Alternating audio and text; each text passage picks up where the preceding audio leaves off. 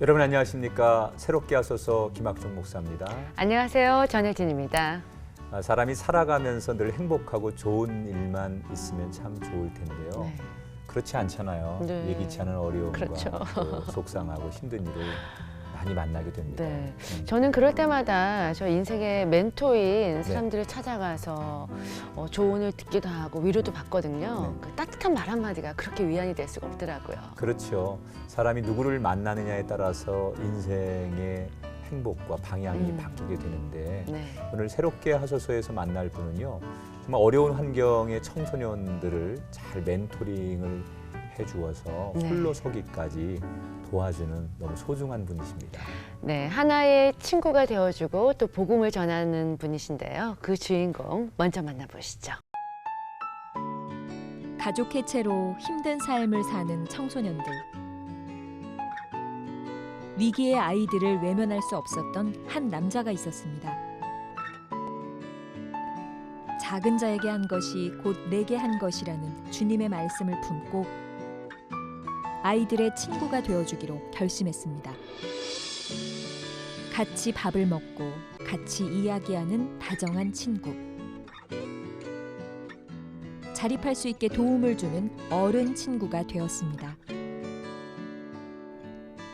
예수님의 손이 되어 청소년들에게 희망을 주는 러빙 핸즈 박현홍 대표. 그의 삶 속으로 들어가 봅니다.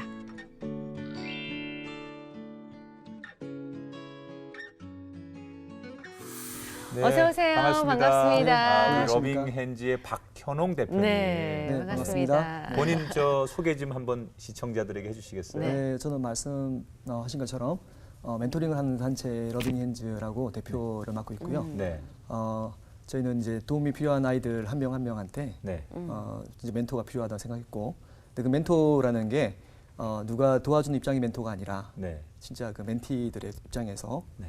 도움이 필요한 멘토를 필요하다라고 생각했고요. 그래서 그런 멘토링을 지금 하고 있는 특히 이제 청소년들을 향한 멘토링을 네, 하시는 그렇습니다. 거죠? 네.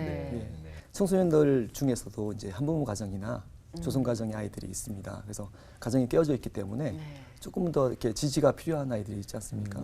그래서 그 아이들을 한번 책임져 보자. 근데 그 가정이 한 200만 가구 됩니다. 꽤 많네요. 그래서 그 가정에 한 명씩만 멘티가 있다 하더라도 200만 명의 멘티가 필요하네요. 이제 필요한 상황이거든요. 그래서 그런 아이들 한 명 한 명을 먼저 제가 도와보자 네. 싶은 네. 거고요. 이게 이제 아시겠지만 가출을 하거나 비행기 빠질 수 있는 가능성이 더 많거든요. 그렇죠. 근데 그 아이들을 가출을 한 이후에 돕는 것은 정말 쉽지가 않더라고요. 그래서 미리 도와보자. 가출 미리, 전에. 네, 미리 우리가 예방하는 차원에서 그 아이들의 친구가 되어주자. 그러면 그런 가출이나 극단적인 선택에 대해서 우리가 예방을 할 수 있지 않을까라는 생각으로 일을 시작했습니다. 네. 네.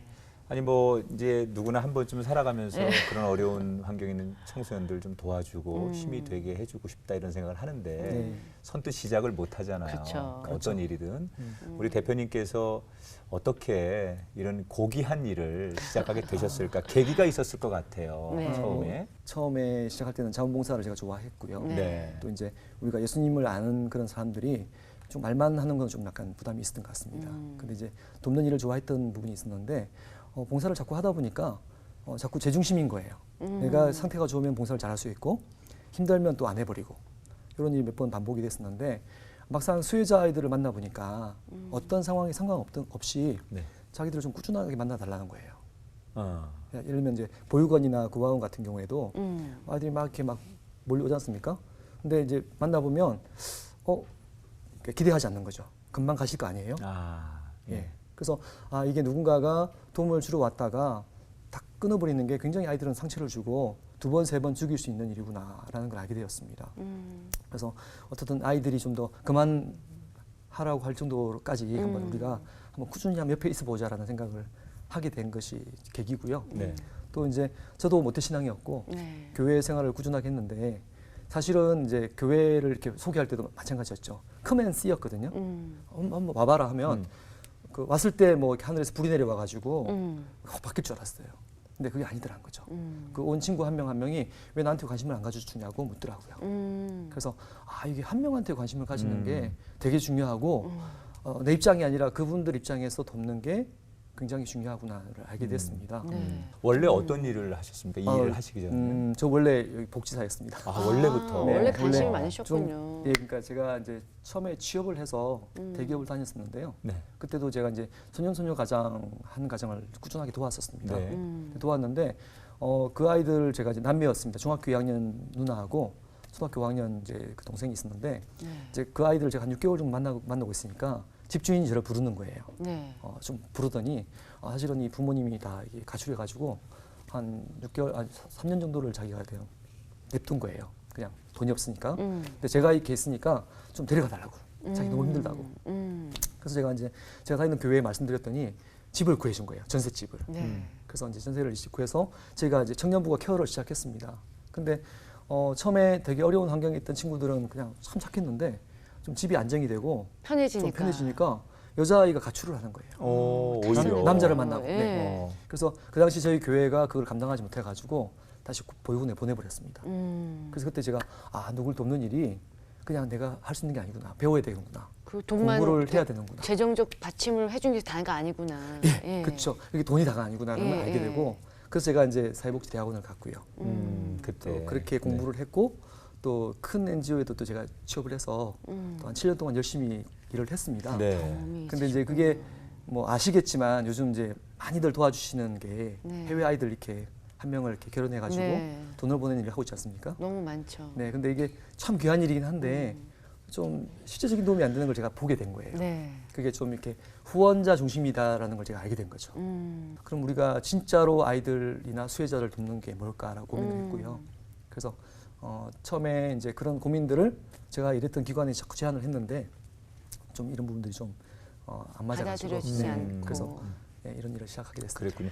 사실 저희가 또 믿는자로서 나눔을 실천한다는 삶이 쉽지가 않아요. 네. 정말 결단이 필요하고 그런데 네. 참 그것 또한 모순인데 희생과 인내가 많이 따르잖아요. 근데 어떻게 이런 일을 하게 됐는지 어릴 때부터 이런 마음이 있으셨는지. 좀 가정의 배경도 예. 좀 있으시고 그럴 것 네, 같은데 아무래도 이제 환경이. 저희 아버지 네. 영향을 많이 받은 것 같고요. 아버님이 어떻게 어떠세요? 해요? 또 아버지도 이제 목사님이셨는데 그러시군요. 역시. 사실은 아버지가 되게 아프셨었습니다. 아. 그래서 이제 신학교 때 이제 그 폐병이 걸리셔가지고 어. 한 번 더 재발하셔서 저를 낳지 못할 뻔했는데 네. 또 이렇게 막 열심히 기도하셔서 나으셨는데 문제는 이제 후유증이 심하셔서 폐가 다 상하신 거죠. 네. 그래서 이제 그 이렇게 호흡하기 힘드시고. 호흡을 하기 힘드셔서 네. 설교를 되게 많이 못 하시는 네. 상황이셨던 것 같아요. 근데 그럼에도 불구하고 열심히 그 아픈 몸으로 이웃을 섬기는 모습을 제가 봤던 것 같고 네. 근데 그게 저는 불만이었습니다. 왜냐하면 하나님이 이렇게 살려놓으셨으면 좀 잘하게 하셔야 돼. 책임져 주셔야 그렇죠. 되는데. 왜 이렇게 힘들게 하시냐. 예. 이제 그런 거를 저는 불만이었고, 근데 참 신기했던 거는 그래서 이제 군대에 갔을 때는 제가 좀 약간 교회도 안 나가보기도 했는데, 네. 군대에서 좀 제가 좀 회심하게 되는 그런 계기가 있었고요. 네. 목사님 아들이 군대 가서 교회를 좀 좀 방황을 한 거지 중간에. 예. 그 방황이라기보다 하여튼 다 나를 모르니까 이제 교회를 안 가기도 좀 해봤죠. 자유로워. 네, 해봤죠. 예. 근데 저는 사람을 되게 좋아하고 신뢰하는 사람이었는데 군대라는 환경에 가보니까 정말 그 사람이 믿을 게 아니다. 그러니까 정말 사람이라는 너무 죄인이고 한계가 있다는 걸 알게 되고요. 네. 그래서 군대를 제대하고 다시 이제 신앙생활에 좀 복귀를 했습니다. 그래서 이제 기독교 동아리를 다니면서 그때 이제 영접하고 회심하고 그런 일이 있었습니다. 그러면 그 한 20대 중반쯤에 네네. 본인이 정말 이렇게 내가 회심한 때다라고 이렇게 얘기할 수 있는 때신 것 같네요. 네, 그러니까 아니 너무 확신을 주시더라고요. 말씀으로 확 마음에 뜨거움을 주시고. 어떻게요?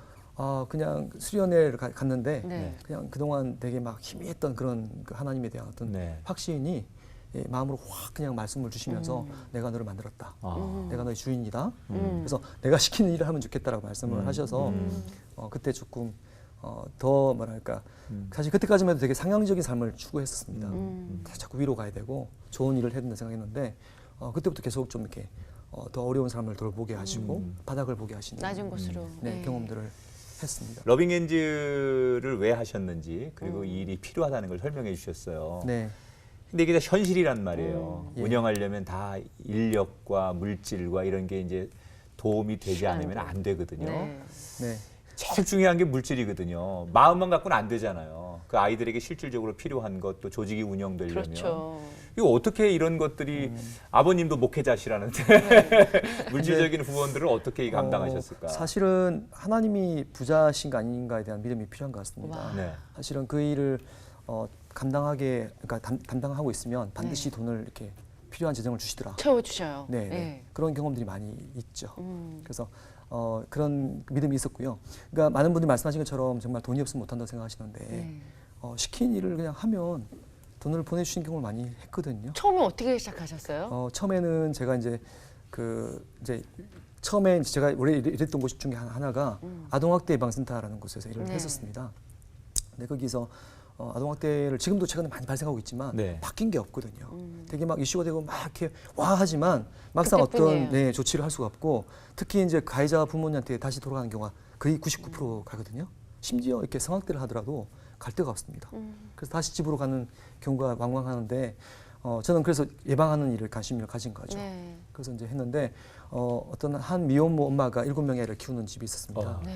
근데 저희 기관에 어떤 사모님 한 분이 저희 실습을 오신 거예요. 네. 사회복지 실습을. 그래서 제가 이제 그분께 그 가정의 아이를 맡겼는데 이분은 정말 순수하게 복음을 전하고 싶은 마음에 이 아이들을 매주 픽업을 한 거예요, 교회로. 네. 근데 지금까지 하고 계십니다. 10년 넘게. 정말 대단하시네요. 예. 그야말로 멘토링을 잘 하신 거예요. 네. 네. 네. 제가 이거구나. 네. 누구든 장애인이든 또 관심 탈북민이든 가지고, 누구든 예. 간에 그 옆에 교회가 없진 않더라는 거죠. 네. 그래서 그런 도움이 필요한 어떤 그런 수요자가 있으면 옆에 교회를 소개해서 교회가 그 가정을 책임지게 하면 되겠다는 모델을 제가 만들었습니다. 그래서 이제 요거를 계속 홍보를 말했는데 말씀드렸던 것처럼 제가 일했던 기관은 좀 관심이 없었고 근데 일은 해야 될 것 같고 그래서 이제 이 답답한 마음을 주변 지인들한테 말씀을 드렸더니 네. 지인들이 그럼 너가 해. 내가 너 후원할게. 라는 분이 100명이 생겼습니다. 이야. 100명의 후원자를 네, 얻으시네요. 네. 그래서 예. 저는 처음부터 제 급여를 가지고 시작을 했죠. 이야. 네, 그래서 사실 이제 감사한 거는 제가 아마 국내에 있었지만 해외 선교사처럼 다 생각했던 것 같아요. 선교사로 생각했던 것 같고 주변 지인들이 제가 그 하는 일에 동의를 하고 저한테 이렇게 후원을 시작했고요. 네. 그래서 이 일을 그냥 하게 된 거죠. 그러니까 지금도 그런 약간 구조입니다, 저희가. 네. 현재 한 2,000명 정도 저희가 후원자가 있는데요. 네. 네. 대부분 저희 이제 활동가들한테 이렇게 선교사처럼 후원을 다 하고 계십니다. 그럼 러빙핸즈가 지금 만들어진 지 한 10년이 10년 차입니다. 네. 그러면은 어느 정도 열매도 조금은 보일 수 있을 것 같아요. 네, 감사하게도 저희가 이제 87명의 아이들을 네. 고등학교로 졸업을 시켰습니다. 네. 저희가 이제 4학년부터 시작할 수 있고요. 예. 4학년이나 4학년이나 중3까지 아이들을 시작할 수 있는데 가장 방황할 수 있는 그 시기네요. 네, 그기도 하고 또 대화가 통하는 게 또 중요해서 4학년부터 하고 있는데 그러니까 4학년 친구면 10년 동안 한 명 만나는 거고요. 네. 중3인 친구는 한 4년 정도 만나는 일을 하고 있거든요. 근데 그 아이들이 성인 되는 나이까지 하다 보니까 근데 저희가 87명을 졸업시켰고 네. 현재 저희가 221명을 지금 멘토링을 하고 있습니다. 이게 쭉 해오시는 사역 가운데 아주 반가운 열매를 최근에 하나 또 맺으셨더라고요. 그래요? 도서관을 예. 개관하셨다는 얘기를 들었습니다. 어떤 도서관입니까? 저희가 이제 1018 이제 저희가 이제 한부모 가정 조성 가정만 돕다 보니까 사실은 이런 1018 그 청소년 시기 아이들도 갈 곳이 없는 거예요. 너무 힘들어하고 대안도 없고 놀이터도 없고. 그래서 저희가 이제 1018 대안 공간이란 그런 이름으로 도서관을 만들었습니다. 그래서 저희는 이제 아이들에 대한 안전한 공간. 사실 아이들이 갈 데가 없거든요. 노래방, PC방 외에는 갈 곳이 없습니다. 그래서 우리가 이렇게 도서관을 만들었으니 와라. 와서 같이 놀고 또 같이 먹고 같이 읽고. 그래서 저희가 이제 3고 프로젝트를 제가 진행하고 있고요. 먹고 읽고 놀고. 놀고. 네, 잘 놀고. 그래서 잘 놀고 잘 먹고 잘 읽고 네, 이렇게 네. 하고 있고요. 그런 도서관이군요. 네. 저희가 이제 좀 어려운 거는 부모님들은 많이 공부를 하기를 원하시는 것 같아요. 그래서 저희가 이제 공부를 막 시키는 도서관이었으면 좀 더 많이 올 텐데 네. 놀리니까 이게 쉽지는 않더라고요. 그래서 이제 평일날은 조금 적게 오는 편이라서 한 10명에서 한 30명 오는 것 같고요. 네. 토요일날은 적게는 한 20명, 많게는 한 100명까지 아이들이 와서 이렇게 보드게임도 하고 네. 또 벼룩시장도 하고 네. 또 뭐 이렇게 공연도 하고 이런 곳으로 좀 자리매김을 되게 하고 있습니다. 건강한 그런 장소로 네. 아이들이 몰릴 것 그래서 같다는 저희는 생각이 대안을 제시하는데 아이들은 되게 좋아하는데 네. 좀 이렇게 말씀드린 것처럼 부모님들이 조금 부담스러워하세요. 공부에 대한 욕심 네, 부모님들 더 많으신 것 같아요. 네. 근데 지금까지 정말 많은 아이들을 다 만나 오셨을 거 아니에요. 네네. 다 귀하겠지만 또 다 중요하고 기억에 남겠지만 그 중에서 좀 기억에 더 남는 그런 아이들이 있다면. 네, 뭐 여러 명이 많이 친구들이 있는데 네. 일단 딱 떠오르는 친구는 어떤 여자 친구였는데 가출을 고등학교 2학년 때 했었습니다. 네. 했었는데 다행히 또 부모님과 저희가 빨리 협력해가지고 네. 빨리 찾아왔고요. 네. 근데 이제 거기서 이제 검정고시까지 패스를 했고 네. 또 감사하게도 이제 취업을 잘 했습니다. 그래서 또 그 친구가 원하는 사무직에 또 네. 취업을 해서 최근에 멘토가 됐습니다. 이 친구가. 오, 다시 이제 멘티에서 네, 멘토로. 멘티에서 네. 멘토로. 자라났군요. 너무 감사하더라고요. 그래서 그런 일이 너무 감사했고 또 최근에 한 친구는 이제 어렵게 이제 대학까지 나와서 이제 이렇게 바리스타가 됐거든요. 그래서 또 취업을 했는데 최근에 보너스를 탔다고 네. 저희 기관에 그 상여금의 일부를 가져와서 기부를 한 거예요. 그래서 저희는 강요하지 않았거든요. 그래서 자발적으로 이렇게 와서 이렇게 베푸는 모습이 너무 감사해서 정말 이렇게 눈물 날 정도로 감사했고요. 또 한 친구는 이제 군대를 갔는데 군대에 가서 조금 많이 힘들었었나 봐요. 그래서 자살 시도를 했다가 다시 이제 그 힘든 가정 중에 다시 러빙이 찾아왔습니다. 멘토를. 그래서 다시 멘토를 만나서 다시 격려해가지고 지금 군대를 잘 제대하고 또 지금은 운전하는 일을 또 잘하고 있습니다. 이야, 많은 열매들이 이제 네. 계속 나오는데 네. 아마 이 방송을 보시는 많은 분들께서 야, 저런 일을 나도 좀 평상시 해보고 싶었는데 네. 네.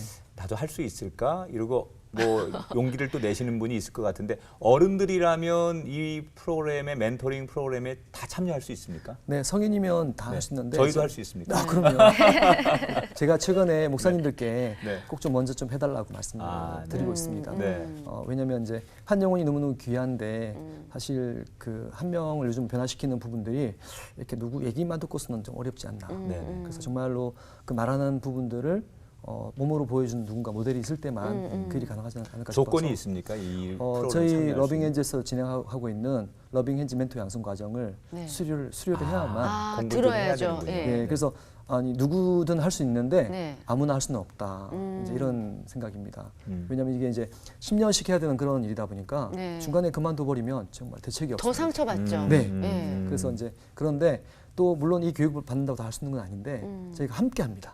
힘들 때 이제 같이 끌어주고 같이 격려하기 때문에 일단은 멘토 양성 과정 한번 수료를 해보시라. 그럼 어떻게 해야 되나요? 어디로 찾아가야 되나요? 네, 저희 러빙앤즈 홈페이지를 검색하시면 예. 저희가 이제 1월, 3월, 5월, 7월, 9월, 네. 11월 이렇게 격월로 네. 제 멘토 양성 과정이 개설돼 있습니다. 네. 그래서 토요일 날 2번 하루 종일 이제 18시간을 이제 교육을 받는 건데 네. 쉽지는 않지만 그거를 수료하시면 부담을 안 내려가고 그 정도 있습니다. 시간은 들여야죠. 그래야지 도울 수 있는 거 아닐까요? 근데 저희가 이제 또 비용도 받습니다. 저희가 네. 이제 자원봉사 교육이나 하지만 그렇죠. 10만 원을 받는데 네. 사실 그 봉사하시는 분들이 많이 의아해하시죠. 아니 무슨 봉사하는데 돈을 내냐. 근데 그럴 수도 있겠어요. 그죠? 그게 네. 사실은 처음에 그런 부분에 대해서 그 부분이 동의 안 되면 또 이게 쉽지 않은 거죠. 그렇죠. 그래서 어떻게 최근에 저희가 5만 원까지만 할 때도 해도 한 30명, 40명까지 모여봤거든요. 네. 근데 실제로 안 하시는 거예요. 근데 10만 원을 받기 시작하니까 그게 최소한 아까워서라도. 그보다는 더 좀 더 준비된 분만 꼭 할 수 있는 분. 네. 네네 꼭 할 분만 오시더라고요. 예. 그래서 뭐 10분이 졸업하든 20분이 졸업하든 그 중에 훨씬 더 멘토링을 하시는 분이 많아져서 저희가 이제 비용을 받고 있습니다. 주로 연령층이 어떻게 되나요? 멘토링 오시는 분들이. 아무래도 직장을 취업하신 분들이 많이 하시는 것 같고요. 젊은. 네, 한 30대, 40대가 많고요.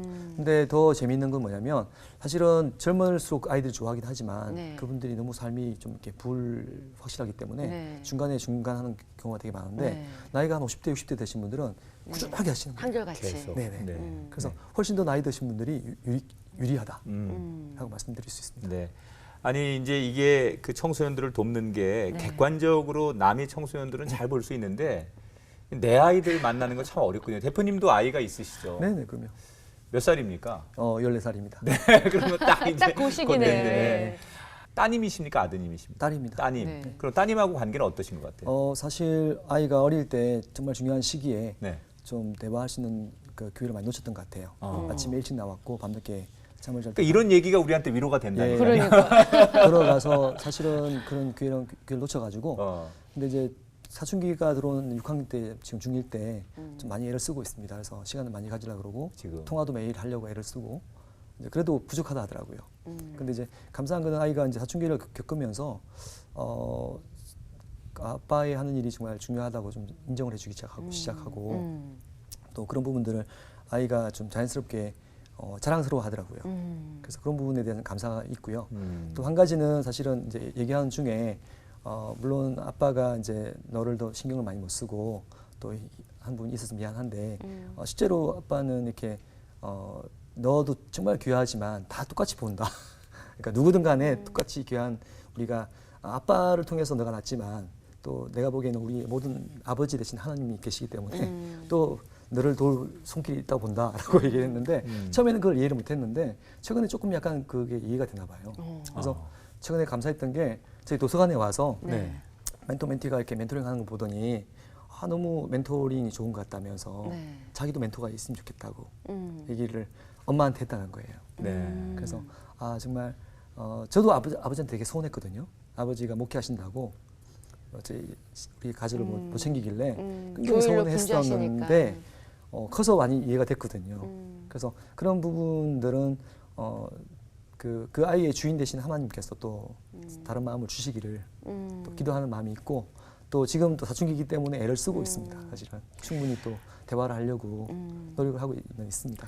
그래도 부모님이 거울이 되잖아요. 네. 그러니까 아마 하나님께서 그 따님의 네. 마음을 계속 만지실 거란 생각이 들고요. 네, 믿습니다. 평상시에 그냥 따님한테 아빠가 사랑하는 표현을 이렇게 좀 자주 하시는 편이세요? 어떠세요? 전달 잘하세요? 저는 자주 하는 편인데 아이가 좀 네. 약간 그렇게 좋아하는 편은 아닌데 약간 시크한 스타일이라. 시크하구나. 네. 그러면 이번 기회에 이렇게 나오셨으니까 네네. 그 못다한 마음을 좀 카메라 보시고 전하시면 어떨까? 영상 편지. 네. 쑥스럽네요. 네.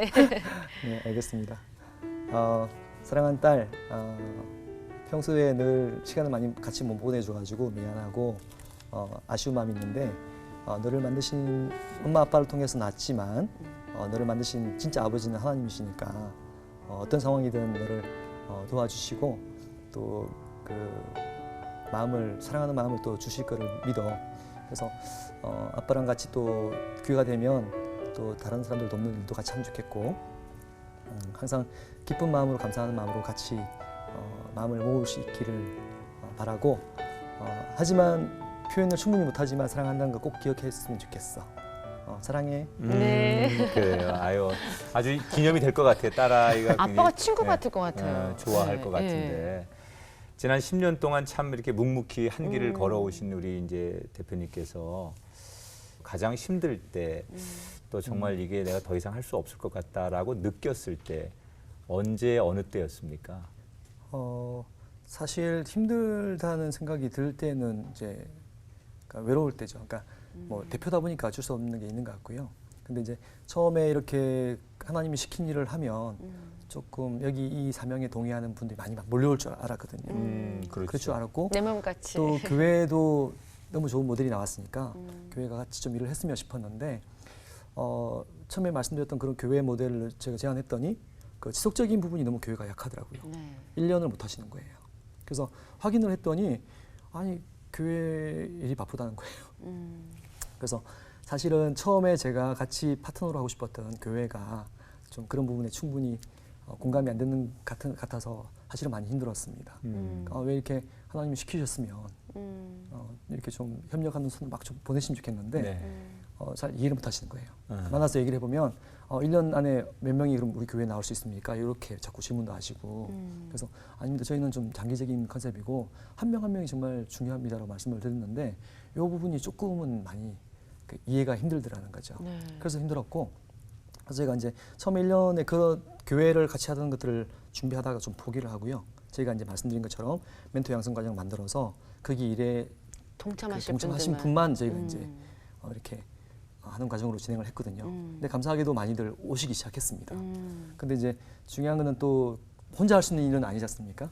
그래서 좀 같이 할 수 있는 동역자를 간절히 기도하고 있는데 다 생각이 다른 거예요.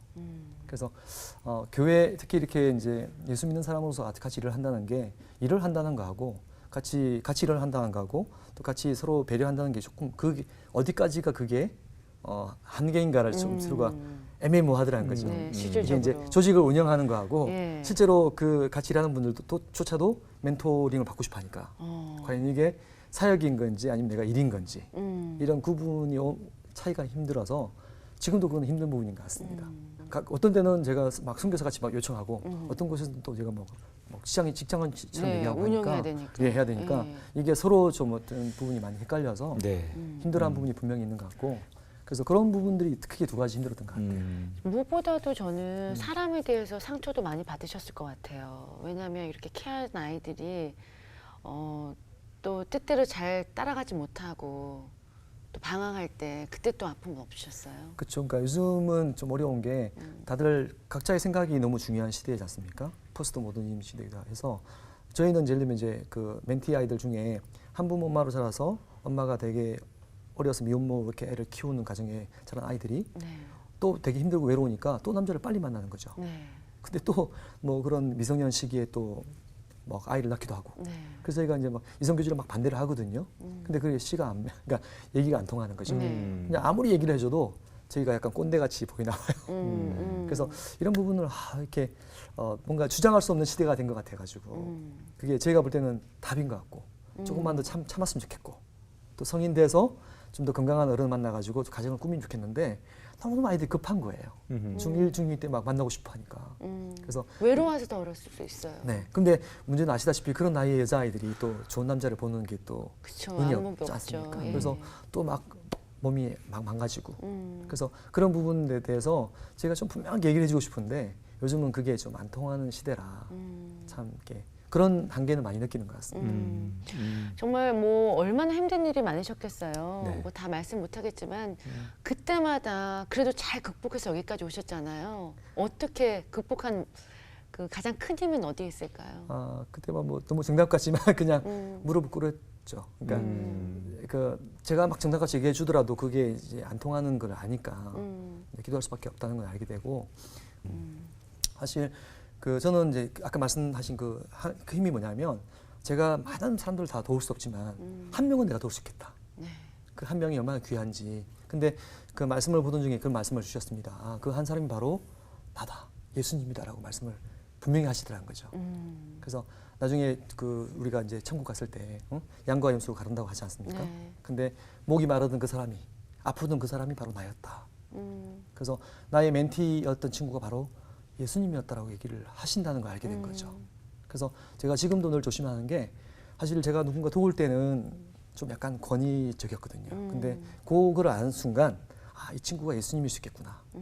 그래서 되게 조심하고 낮은 자세로 더 섬길 섬길 수 있고 네. 감사하는 마음으로 만날 수 있어서 너무 감사하더라고요. 사실 많은 멘토생들도 얘기하는 게 뭐냐면 멘토링 하면서 나도 멘토가 필요하다고 말씀을 하세요. 목사인 저도 그래요. 그리고 감사한 것도 뭐냐면요.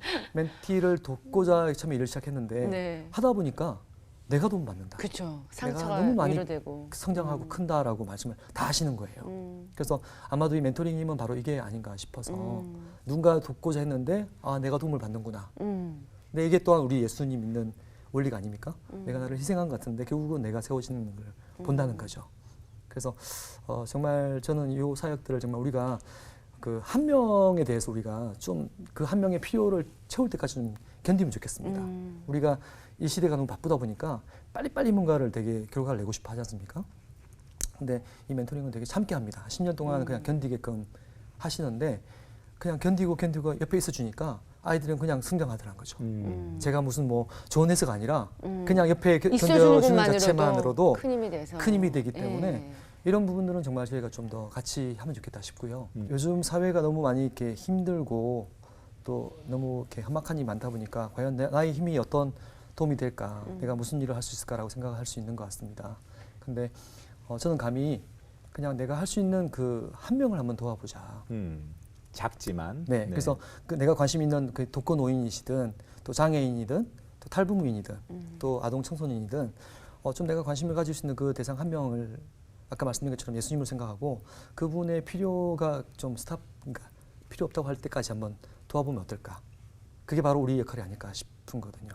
그러니까 특히 요즘은 한국 교회도 많이 이렇게 세가 약해지고 어려워지는 과정 중에 있는데 사실 우리가 한 명씩만 책임진다면 아마 그게 금방금방 배가일 것 같습니다. 그렇죠. 100명의 교인이 있다면 한 명씩만 우리가 도와주면 그렇죠. 또 교회 주변에 네. 그들의 필요를 도와주면 금방 부흥할 것 같아요. 근데 이 원리를 좀 지금은 필요한 시대가 아닌가 싶습니다. 옛날처럼 막 교회를 크게 지으면 몰려오는 시대가 아니거든요. 네. 그래서 정말로 내가 할 수 있는 만큼. 근데 그 한 명을 정해서 한 사람에 대한 관심을 꾸준하게 가져주면 오히려 이 예수님을 소개할 수 있는 귀한 게 아닌가 싶고, 또 저도 물론 우리가 배울 때 많은 분들을 구원하고 싶지만 일단 내가 먼저 한 사람을 먼저 한번 사랑해서 그분한테 예수님의 사랑을 한번 소개해보자.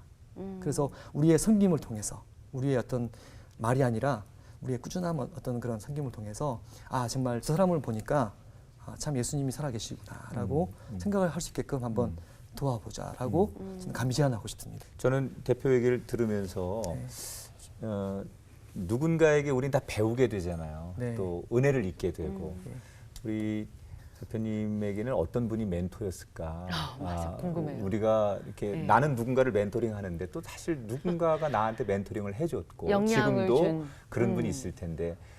사실은 저한테 가장 큰 멘토는 아버지셨던 것 같아요. 아버지. 그래서 저희 아버지가 제가 그 당시에는 이해를 못했지만 굉장히 누군가가 부르실 때 가시는 분이셨어요. 몸이 아프신데 새벽 2시든 4시든 콜 하시면 가시는 거죠. 가서 기도해 주시고. 그래서 제가 지금도 누군가 저를 부르면 갑니다. 그래서 약간 5분 대기조 같은 느낌이 있죠.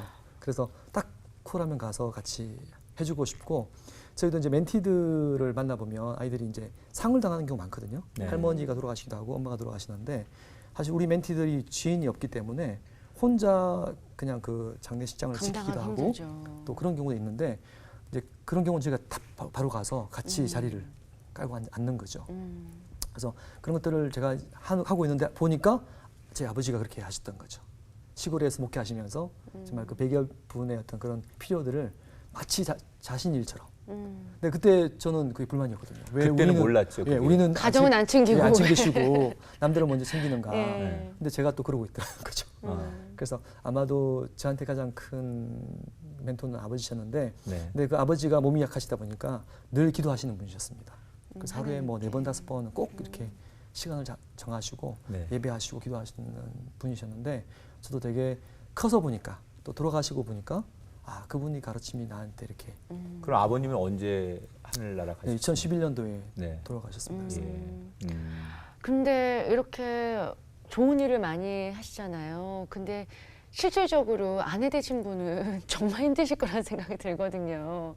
어떻게 많이 힘이 돼주시나요? 어떠나요? 네, 감사하게도 저희 아내는 약간 독립적인 사람이라, 그러니까 또 자기 전문성 있는 일을 하고 있고요. 네. 그래서 저랑 별개로 이렇게 일을 잘하고 있어서 네. 그 부분 참 감사하게도 제가 하고 싶은 일에 대해서 충분히 지지를 해줬던 것 같고요. 그리고 이제 사실 일을 할 때 조금 그런 아내의 도움이 필요할 때도 있어서 같이 했으면 싶을 때가 있는데, 네. 오히려 그게 아니어서 또 어떤 경우는 감사하더라고요. 그게 분리가 되다 보니까 네. 또 더 지속적인 건 가능하다. 그래서 충분히 아내가 저의 하는 일에 대해서 지지자지만 또 그렇게 그닥 이렇게 또 깊이 개입하지는 않는 또 그런 면들은 또 제가 일을 지속할 수 있는 또 힘인 것 같습니다. 그래서 늘 감사한 마음이 크고, 사실 아내가 뭐 대기업에서 그만둘 때도 마찬가지고 또 큰 NGO에서 그만둘 때도 아내가 지지하지 않았다면 아마 이 일은 그렇죠. 할 수가 없을 것 같습니다. 네. 그래서 그런 면들은 정말 아내의 지지가 큰 힘이 아닌가 싶고, 그 대놓고 나 결혼 잘했다 이렇게 자랑하시는 거죠. 누구나 다 마찬가지겠지만 네. 또 그냥 제 짝인 것 네. 같고 감사하고. 그럼요. 예. 그럼 앞으로도 좀 더 많은 계획을 갖고 계실 거라는 생각이 들어요. 지금 10년 이제 해오셨으면 네. 제2의 도약이 필요할 것 같은데. 네, 아까 말씀드렸던 것처럼 예. 지금 그 200만 가구 정도가 다 깨어진 가정이기 예. 때문에 거기에서 저희 러빙핸즈가 1% 정도는 감당하고 싶은 욕심이 있습니다. 그러면 2만 명이거든요. 2만 명. 근데 지금 현재 저희가 221쌍이니까 명이니까 네. 좀 더 지금 1차적으로는 0.1% 2,000명 정도로 하면 좋겠고, 좀 더 다음 스텝으로는 하고 싶고요. 근데 최근에 감사한 거는 10년 정도 하다 보니까 이제 교회들이 좀 관심을 가지기 시작하는 것 같습니다. 러빙핸즈라는 이름을. 이제 저희를 네. 초대해서 예. 그 예배를 같이 이렇게 공유하고 싶어 하시고 네. 또 멘토를 모아주시는 거예요. 그래서 최근에 교회들이 한 10명 정도 모여서 저희가 같이 가서 양성 과정을 한 적이 있습니다. 음. 그래서 꼭 저희 양성 과정에 오는 게 아니라 또 교회에서 찾아가서. 15분 정도만 모여주시면 네. 저희가 가수도 할 수 있습니다. 오, 그거 되게 좋네요. 네네. 그래서 최근에 제주도에서도 어떤 팀이 네. 페이스북으로 보고 저희를 초대한 거예요.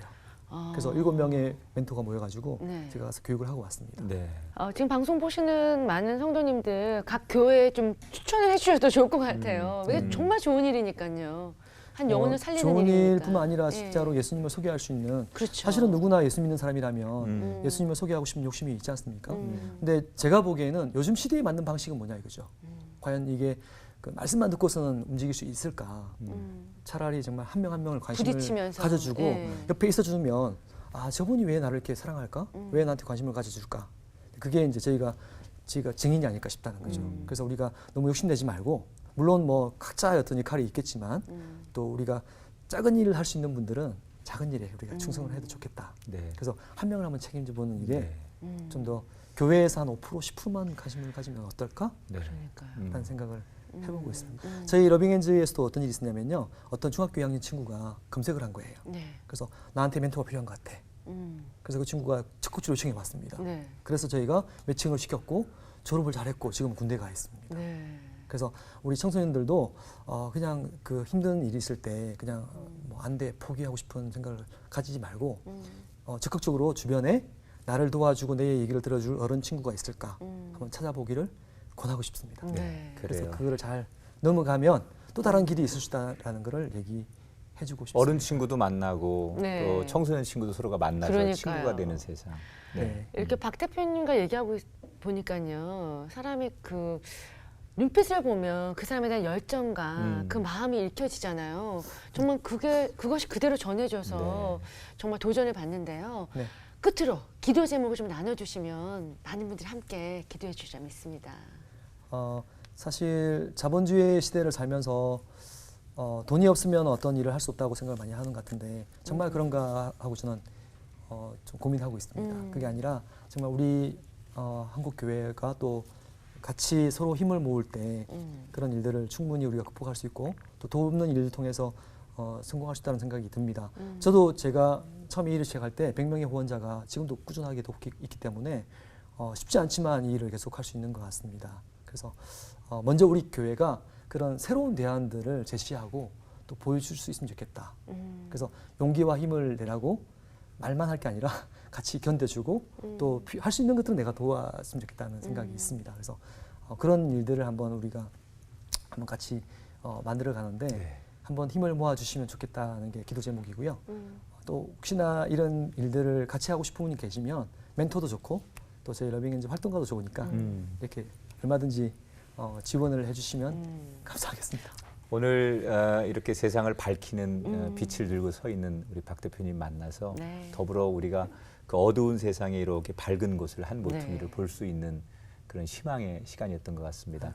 귀한 일 잘 감당하시길 네. 저희가 기도하고 응원하겠습니다. 네, 늘 고맙습니다. 행복하십시오. 네, 함께해 주셔서 고맙습니다. 감사합니다. 감사합니다. 감사합니다.